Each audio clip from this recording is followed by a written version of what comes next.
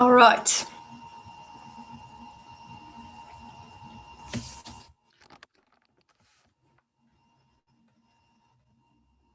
So, hi guys. Thanks for coming out, and you're allowed to unmute yourself because we're not so many this time. Whenever you have a question, just feel free to unmute yourself and ask your question.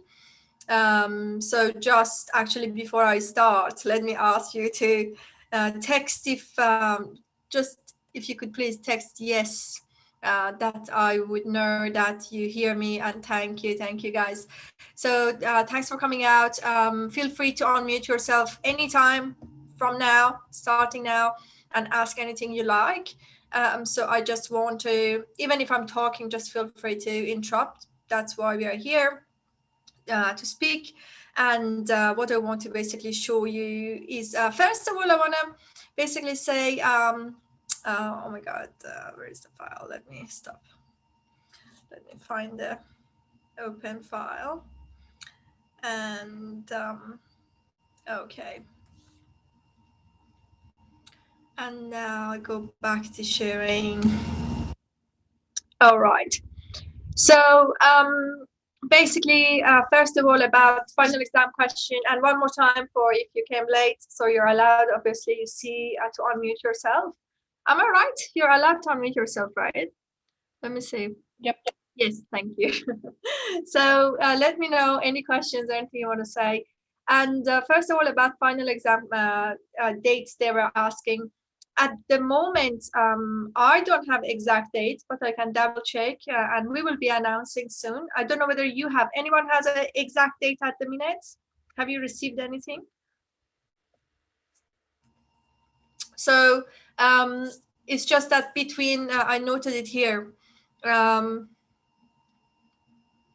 It's between 16 November, obviously, to 12 December.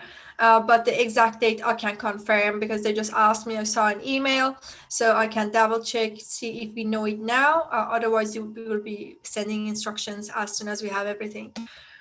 And I know you have the basically sample past final exam questions. So the structure is going to be very similar, and materials are going to be what we have been discussing. So again, just don't be too stressed about it because it's not going to be out of what we have practiced. So if you review the materials, if you are basically, on top of the materials we have discussed, then you should be fine. And make sure to use the sample final exam questions after you review all the materials, to not to waste the questions like that. So you're going to basically actually find out how well you prepared, and then you can do it more than one time, obviously, but save it until you have done everything, and then answer the questions. Okay. So today we have this basically usual catch up, and then if you have any questions, let me know. So I want to highlight a few things that I feel like that they need to be highlighted, related to the lectures this week, labs this week, and quiz this week. So quiz will be started after this session, as you know, and we'll be covering just materials related to this week. You have 1 week to work on it, and it's only normal curve. So all the questions are going to be based off normal distribution, R codes related to the normal probabilities we discussed in the lab, the R markdown file I've shared on Canvas. So you have to know the differences and how the R codes basically do work in R Studio. I'll show you a few things soon. And about the final exam questions, okay, I just wanted to quickly basically grab this if I can. I have so many things open. Oops. Yes. So many things going on. So if you check it, then you will be seeing that this. Someone said no. So you will be seeing that final exam questions examples are shared on it. It's pinned on top. You can have a look. If you don't see it, let me know. I'll share the link again. So moving forward, just again, feel free to unmute yourself and ask if you want to say anything, guys. So I move on. Basically, again, I said normal curve and R codes related to that. Here it is. So what I want to highlight is about to make sure that you know how to read a normal, a statistical standard normal distribution table. And obviously, what we practiced in the lab on our studio, you have to be very comfortable with all those different codes. There were like maybe 3 or 4 different ways to get probabilities. You have to know how it works. And what more? I'm going to show you an R studio soon. Okay, again, as usual, you have to be familiar. You have to pick a right, basically R code if it's a multiple choice questions.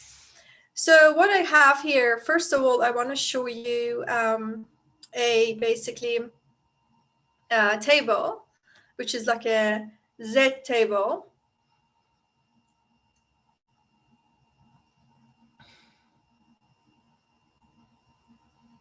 I had that open. I think I have accident. Oh, it's here.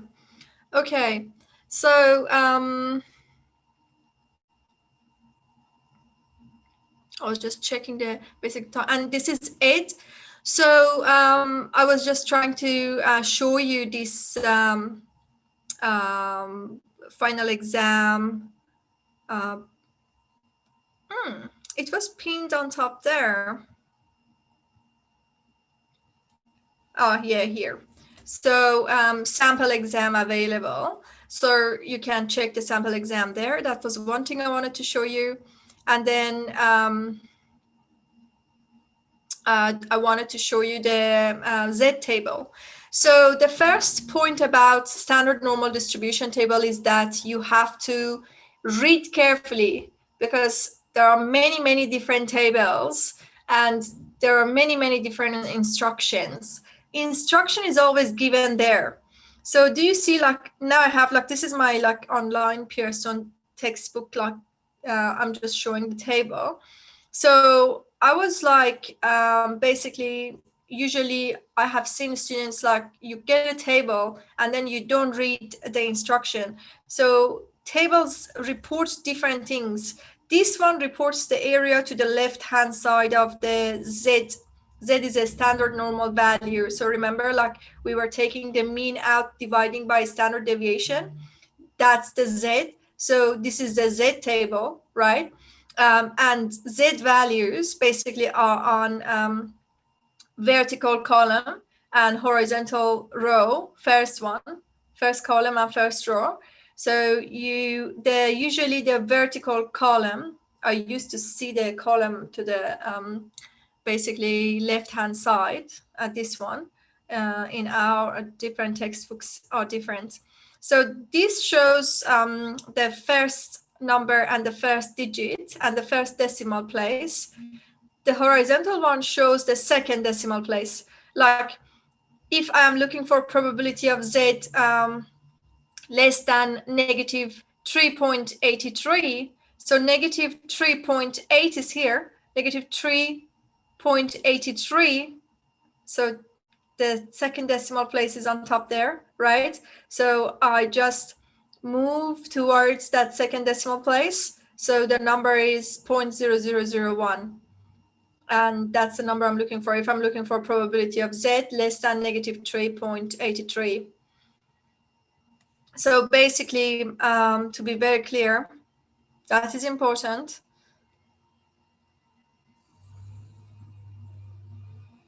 So in our normal distribution analysis, standard normal distribution analysis, you basically are looking for Z less than negative 3.8. And you look at the table, you're like, perfect, it's reporting the area to the left-hand side. And then negative 3.8 is there. And then the second decimal place is there. So the value is 0.0001. So we have two tables. We have negative tables and we have positive tables. So depending on we're on the negative area or positive area, then you should be looking into different tables, or you should know the symmetric distribution, symmetric properties of normal distribution, which means the left half is equal to the right half. It's symmetric. Then you can use that to find what you're looking for. The whole point about standard normal distribution is you have to understand it and you have to draw the story like this line. You always have to have a line like this in front of yourself, sketch a line, and then find the answer, and then go on R or Excel or anywhere available to do your analysis and working. So this is the negative area. And for instance, this table, the positive area. So all tables are set to report the area to the left-hand side of Z. So as you see, this is Z. So the area to the left-hand side of it is reported. This table, these probabilities are the areas under the distribution line, right? So if I want to find probability of Z less than like 1.4,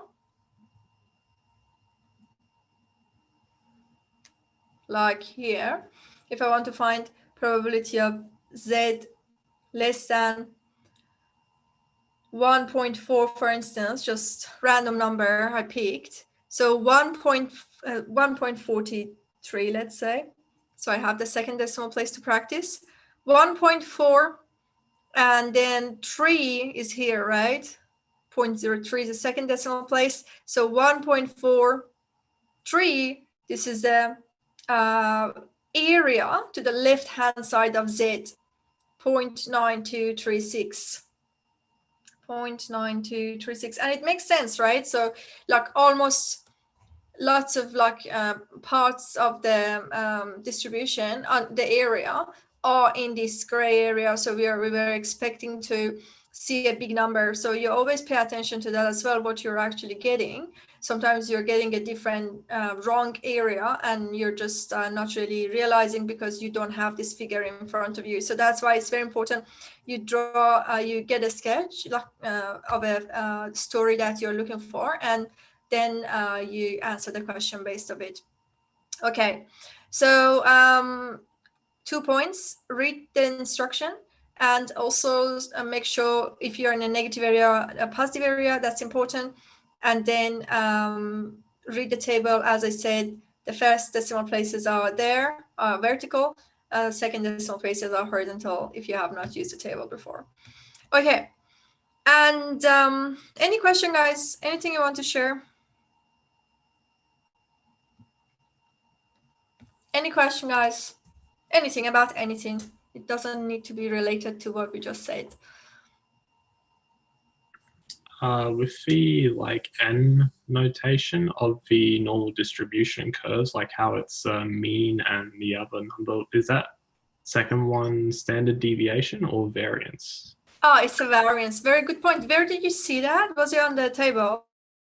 No, just in the lecture slides. Like. Oh, sure. Yeah. Yes. So that's a very actually good question. And that's very important because if we have to know what's the second number, yeah, definitely. So if I say, for instance, my random variable X has like normal distribution with the mean, like for instance, 8, this is the mean, and the variance, well, let me just, the symbols, just as clear as this is the mean, mirror, and this is the variance. So if you are standardizing, so then X usually is a symbol that we know it's normal, general normal, and we know that after you standardize it, we call it Z. Basically, Z is X minus mean divided by standard deviation, and you know mathematically standard deviation is the square root of variance. So when you are standardizing, you're gonna divide this value in the bracket. You're gonna square root it to get the standard deviation. That's the only point that people make a lot of mistakes there. So yeah, this is a standard deviation here, and this is variance there. Okay. And that's how we standardize. Yeah. Yep. Thank you. Thank you. Any other questions, guys? Anything? What's the difference between variance and standard deviation?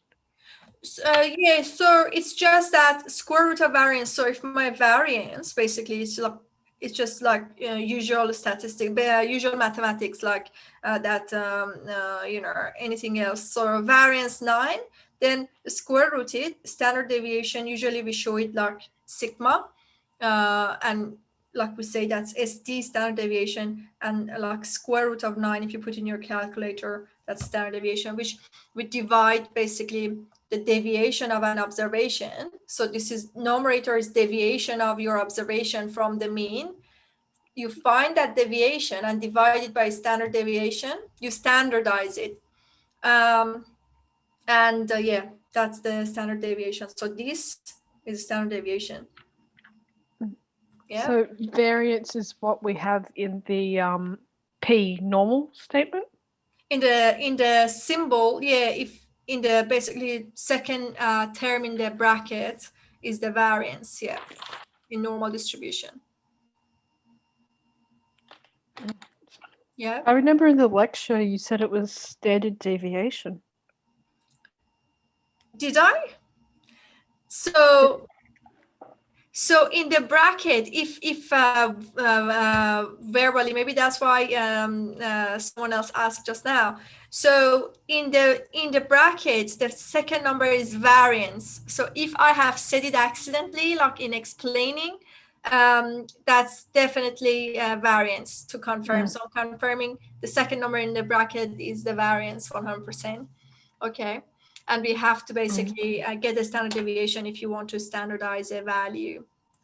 I'm not too sure if you said it, but that's what the notes say. So which page is that? Page 19.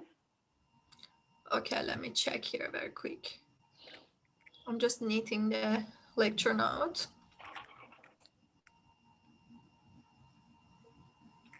So that needs to be revised. Like basically in distributions, we have to really know what the symbols are. Page 19, you said? Sorry, I didn't hear you. Which page did you mention? 19. 19. I see. That needs to be revised. So, well, no, sorry. This is the R code. So R code, yeah. So this is fine. Yeah, this is a good point. So now we are basically, that was a little thing, but that can be a issue. So when we are basically doing it in R, we do, I guess, we do use a standard deviation. Let me double check to confirm. So what was the brackets you were talking about before? Symbolizing it. Say it again. So what, I think you just said it, but what were you explaining before with the brackets? Yeah, so I was explaining, like, do you see like this, for instance, here? So this is a standard normal distribution. So for normal distribution, we have this is the symbolizing it, like how to symbolize it. Like if I say write down, I want to check the lecture notes. The lecture notes have that. I've written down that it's standard deviation squared. Yes, here. That's correct. Yeah, so this is correct. So the second number in the bracket, this is how to symbolize it, like on a piece of paper. So what I want to double check if our code, actually on top of my head now, I'm like I'm doubting myself. So just to 100% make sure. So to confirm, the symbolizing it, like how it's written here, and then I come down to double check. So as you see, like we have it here. I don't know which page is that. If I need it again. So for symbolizing like this is symbolizing. X has normal distribution with mean mu and variance sigma squared. This is symbolizing it. But what I want to double check if in R, gets the standard deviation first or gets the variance first? I think I was doing the, sorry, in the second number.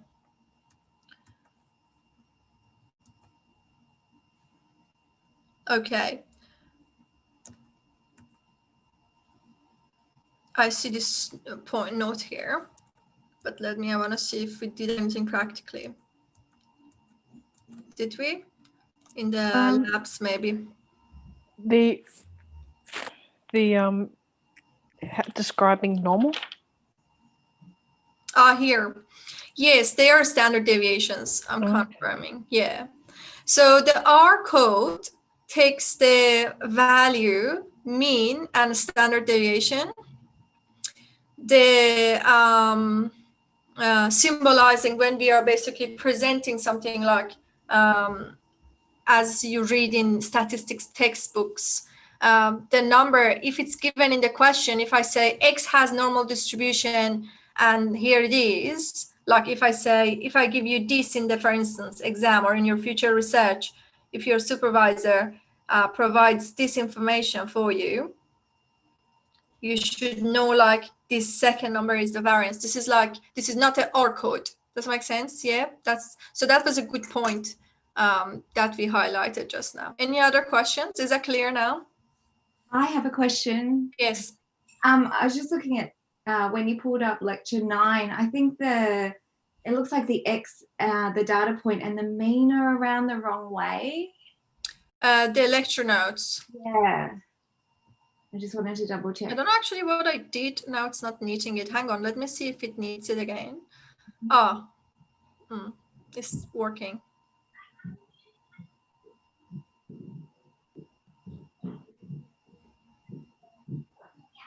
Okay, so which page? 19 again. I was just looking at okay. Page 19 has some issues. Yes. Yeah. So which one? Say it. So the data point is 161.9, but in the R code there you put the mean first, or the mean. I see what you say.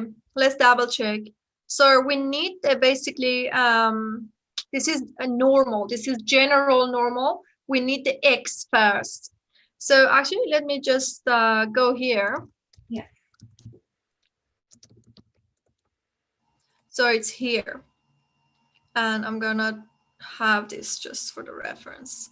Actually, if you want to have this like there, I usually go in there and it should show it there. I don't know why it didn't go there, but it's fine. Okay. So just to confirm, which is the X here. The question is, did you find out? Oh, I could be wrong. I'm just, because I always thought the X was like the mean of the curve. I mean, the mean was the middle of the curve where it's peaked. No,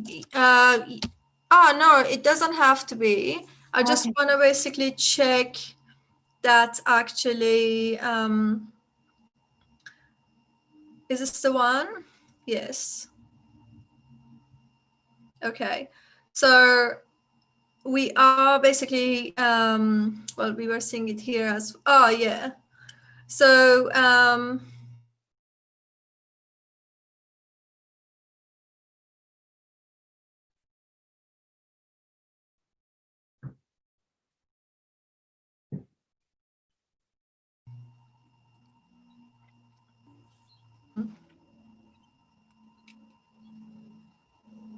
so it's the mean the middle of the area you're trying to find? So basically in distribution line, mean, it's not necessarily, so it depends on what X you're looking for, right? So mean can be, well, yeah, so, okay, in answer to your question, it is in the middle in terms of like, if this is like a normal distribution, yes, mu is in here. Yeah. So I see your point in that question. So let me clarify. And then when it's a standard normal distribution, the middle, after we take the mean out, we divide by standard deviation, this becomes 0, right? Yeah. So that's correct. So looking at this, we were expecting to basically, yeah, this looks a little unusual. We were expecting to see, what am I finding then? So your Yeah, data, there's an error here. Yeah. Sorry, what do you want to say? X be under the 161.9, that X maybe. Yeah, this is just an error. I don't have the like question. It was just an example. Yeah. This is just an example. So just to confirm, this code is right.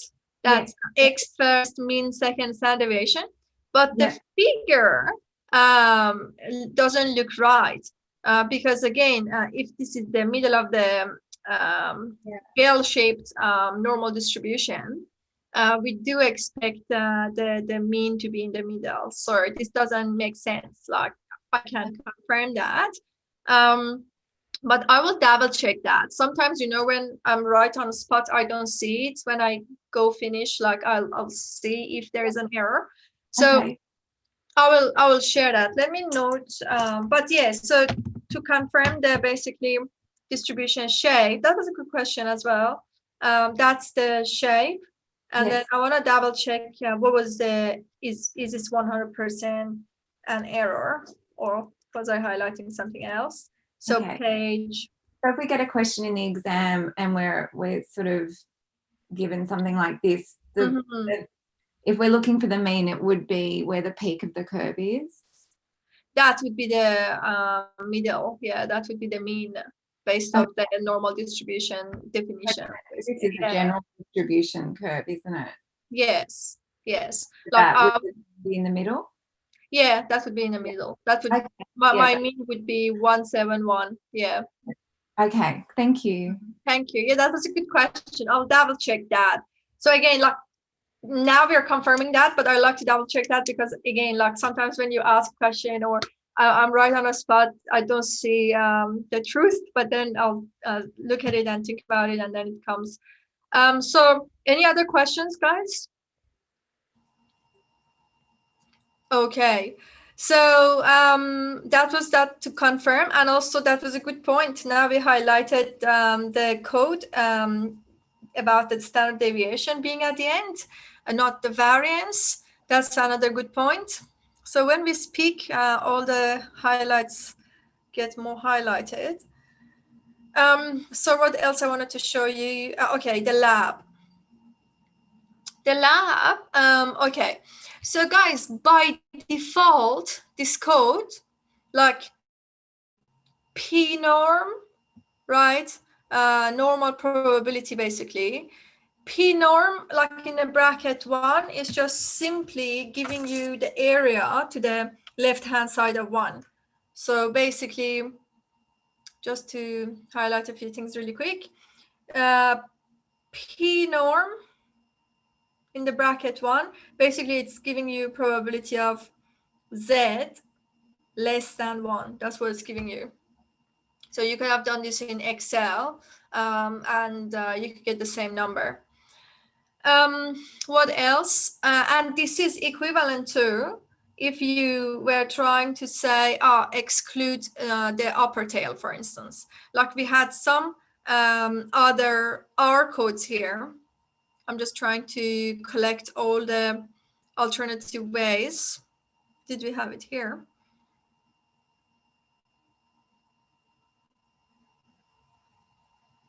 Here. So this one is that you can like say either you are lower tail or you're not.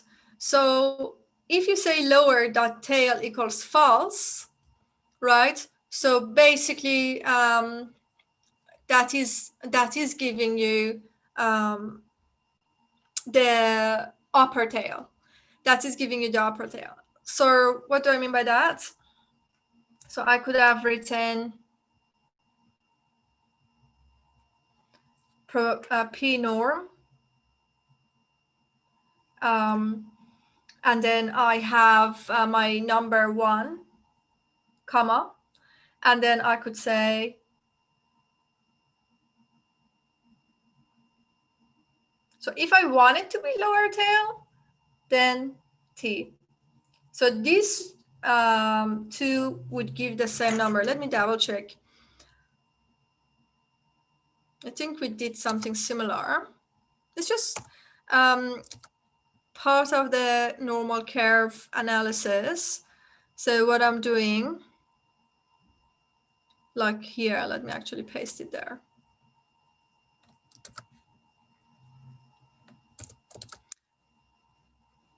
So I want to just try 2 different alternative formulas. So, and also this one. Okay. So once I want to look at it when I say false, once I want to clarify everything here. So no doubts. So I'm looking at basically this code here. It doesn't look like.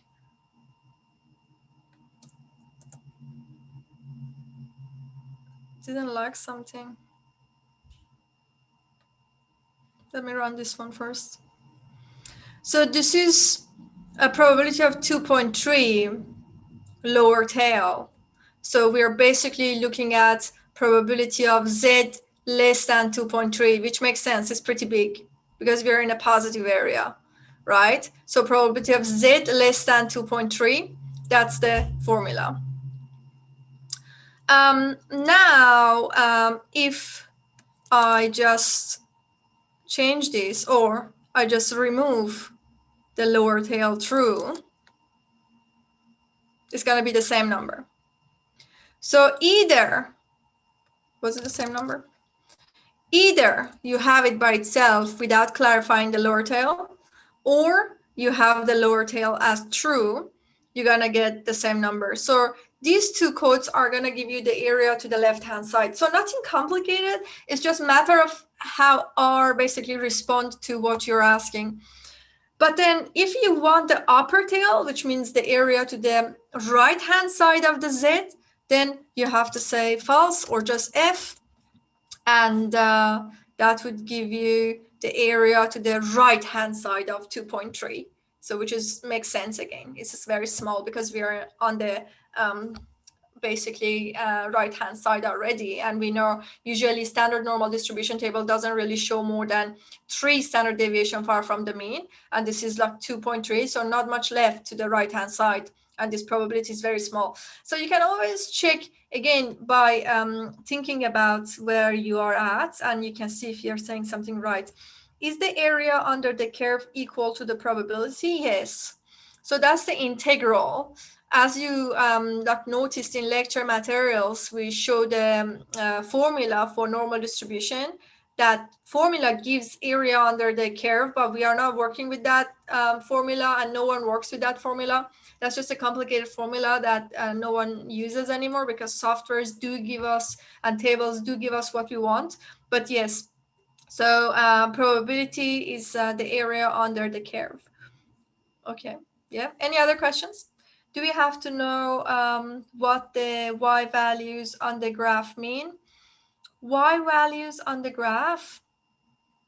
Do you want to tell me more? I can't remember. What is the y value on the graph?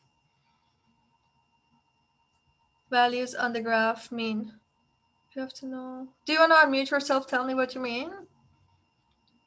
The vertical axis. Do you have a curve for the node? What Gian was saying, like the vertical axis, like do we need to know what it means to like take a point on the Z and the Y axis? Like this graph? Yeah. Okay, so good point. So we do have only the horizontal axis to worry about. The area under the curve, so which is basically includes the vertical axis, it's just indicating the probability of your either X or Z. So there is no basically Y really here. We are only focusing on one random variable X, that is either X with normal distribution or Z with standard normal distribution. Right, okay. So our we focus is horizontal. yeah, so we don't need to worry about any Y or anything, right? No, Okay. yeah. Doesn't exist here, yeah. So it's just an X or Z and then area under the graph. Yeah. Okay. Thank you. How would we find the height of a certain point, or to build a normal curve? Sure. So we are not looking for like finding any heights here at all. So the basically focus is how far we are from the standard deviation. Like everything is horizontal.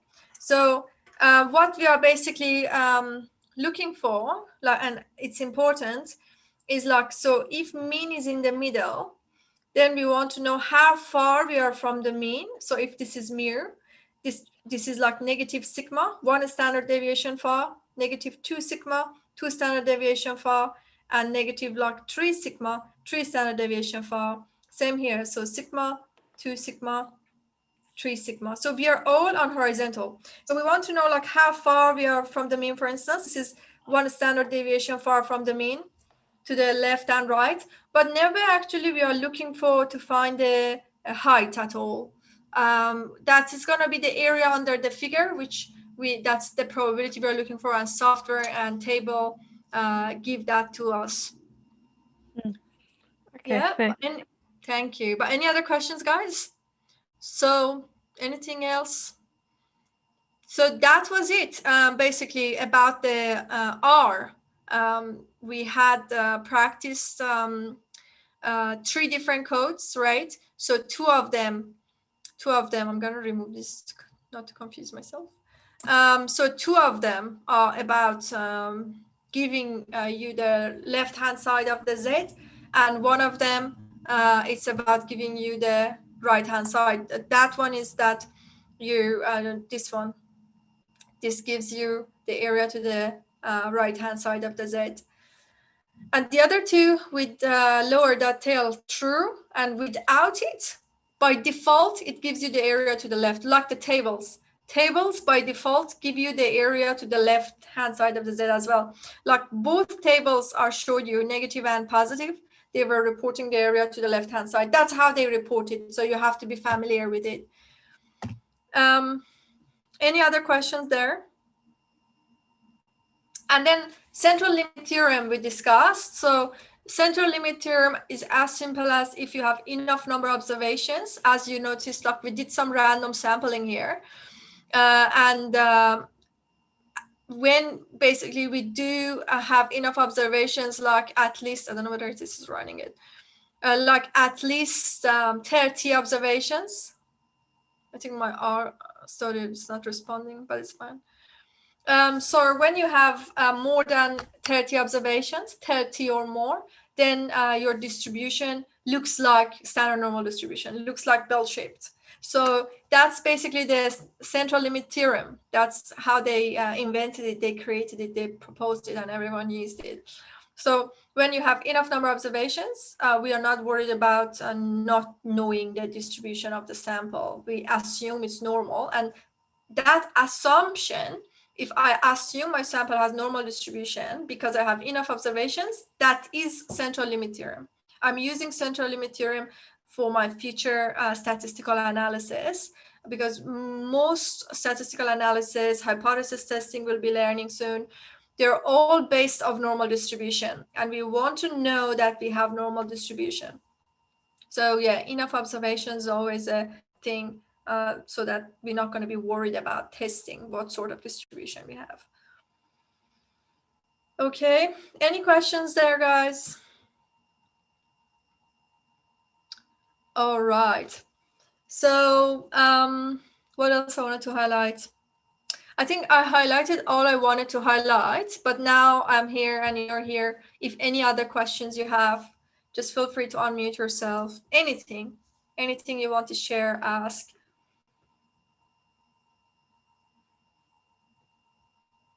We have like, usually this class is meant to be like until 2:50, so I can stay even longer if you want to ask anything.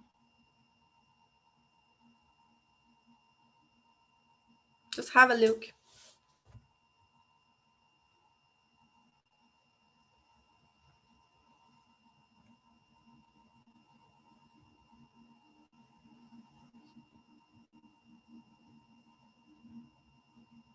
Anything, guys, you want to say?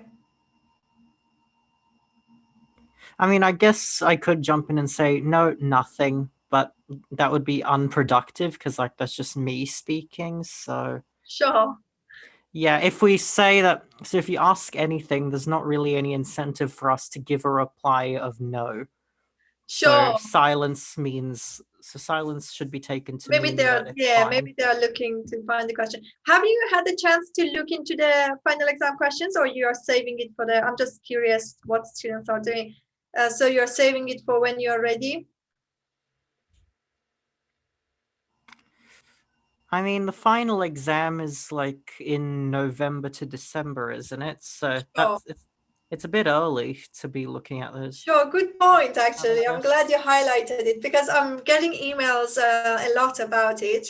So yeah, I was wondering what's going on your end. So good to know exactly. Just continue doing what we are doing, and then when it's the right time, then we're gonna start practicing, etc.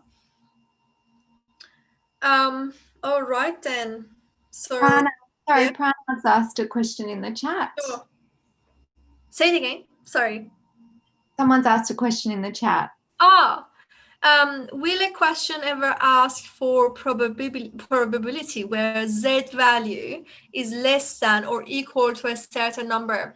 So, okay, very good point. So maybe I highlighted in the lecture, I think I highlighted in the lecture, but that's a very good point to, be sure that everyone is on the same page. So equal sign, you see it here and there. You see it in the materials, you see it in the textbook. Probability of Z less than equal a number, bigger equal a number, being between these equal, like all equal signs doesn't change anything when we're talking about normal distribution, standard normal distribution. When we're talking about continuous distribution, normal distribution is a continuous distribution. As you see from the shape, like it's all continuous. And it's not discrete basically, right? So whatever basically takes an infinite number of decimal places, like you can say price, that's continuous. So I'm just trying to clarify the continuous I said. So for continuous distribution, like standard normal distribution, equal sign doesn't mean anything because probability of being equal to a value, it's 0 when it's continuous statistically. So that doesn't change anything. If I tell you find this number, you would be still giving me the same number. So if I tell you what is the probability of Z less than 2.3, you would give me some number. And then if I say what's the probability of Z less than equal 2.3, you will still give me the same number. You have no other option to do anything else. So this probability of, for instance, on R, P norm 2.3, for instance, if I remove this. So this is probability of Z less than 2.3. And this is also probability of Z less than equal to 0.3. Did that answer? Yeah, thank you. So yeah, don't worry about equal signs. You see them here and there. I don't know. Honestly, I don't know why. They should remove them all. They should remove the equal signs when we're talking about the standard normal distribution. Okay. Anything else, guys? That was really good questions. You had really good questions. So we actually highlighted all the little important things. But keep going. Anything else?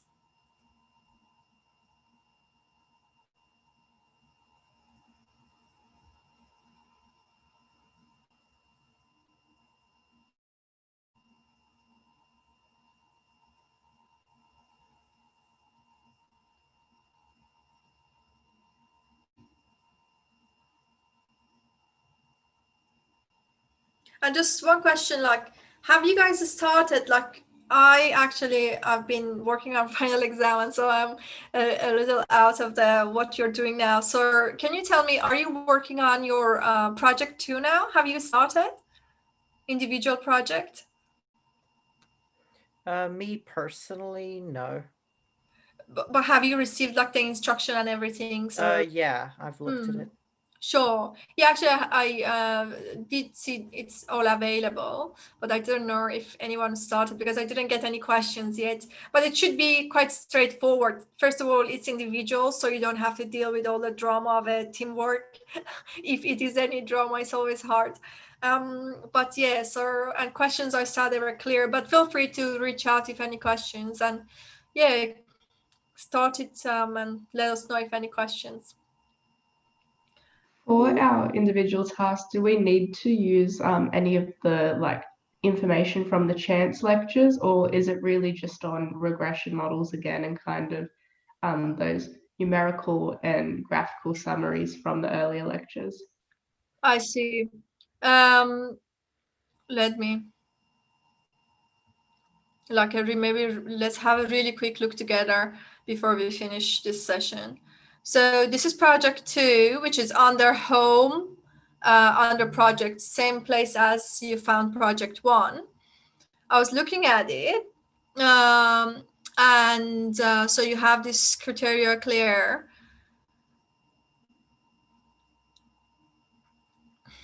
Basically,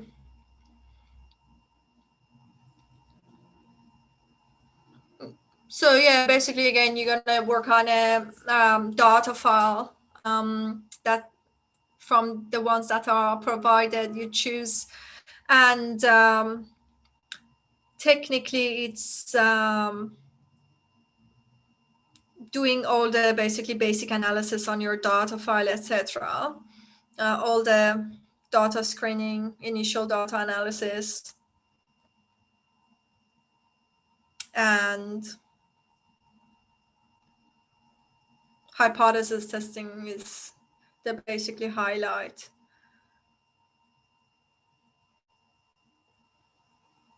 Yeah, I have to read the instruction as well, because I didn't actually created it, created the project 1. So I should read it like the way you would read it. And but yeah, it looks pretty straightforward. You just grab a data file and work on it, and looks like the hypothesis testing is the basically highlight of this project. But where actually so this is all you get on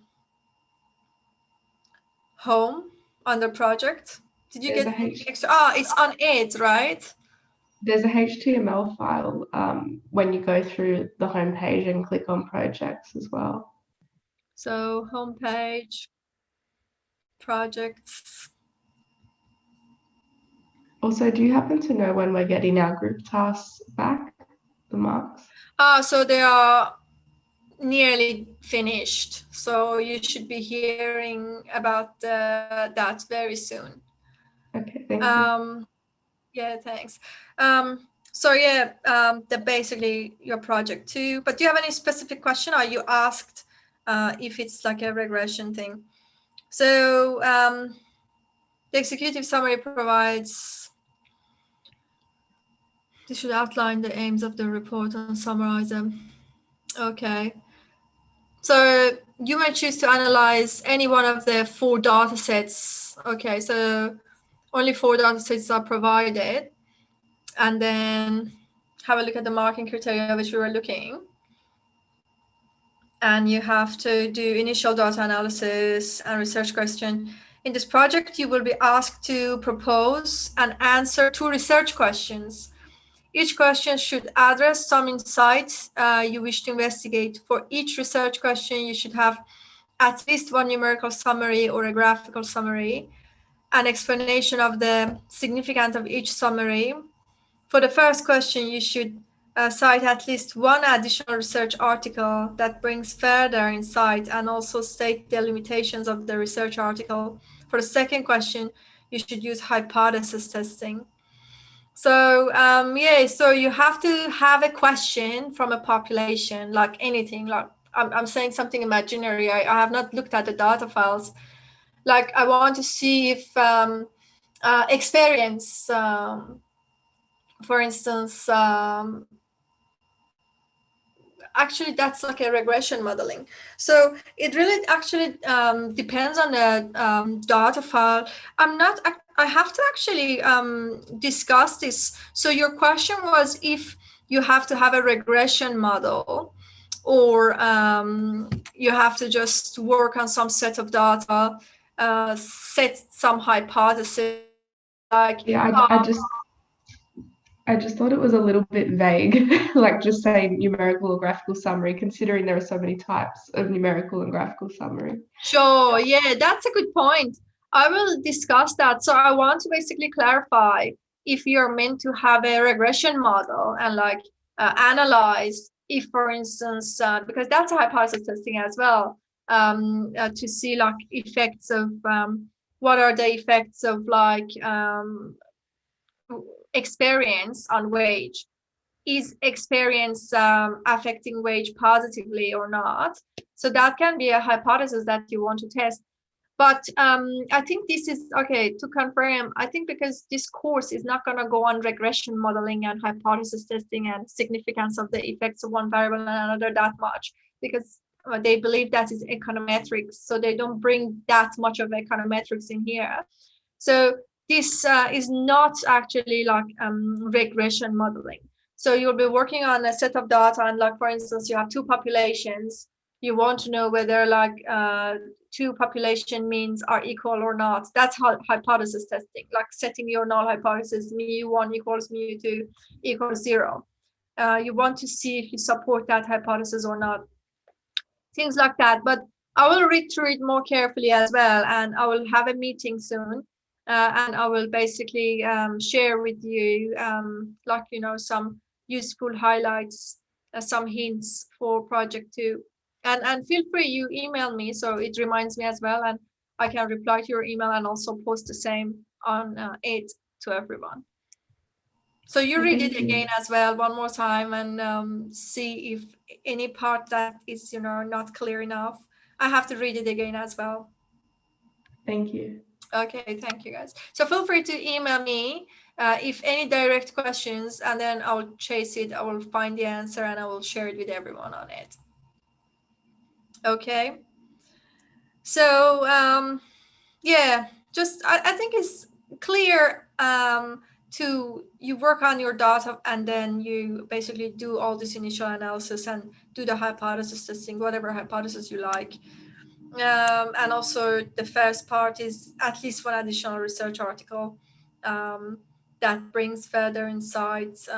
Also state the limitations of the research article. This is more like a you have a search and do like a real research, basically the first part of under number 3. But yeah, like read through it yourself slowly and carefully as well. I think it makes sense, but then I will add more after I have a meeting. And also you feel free to email me to remind me and ask. All right. But any other questions, guys?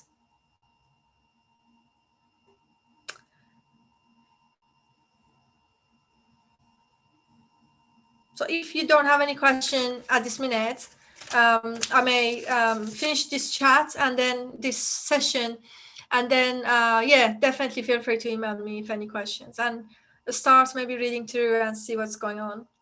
All right. In project 2, we need to use hypothesis testing. When do we learn this? Soon. I guess it's the next lecture. The teaching outcomes, the learning outcomes are on basically under modules, under home weekly tasks. I think it's the next lecture. So you will get it soon, really soon. Okay, you're right. That's a good point. Yeah, so it must be next lecture. Okay, so that's it then. And feel free to email me, and I leave it here.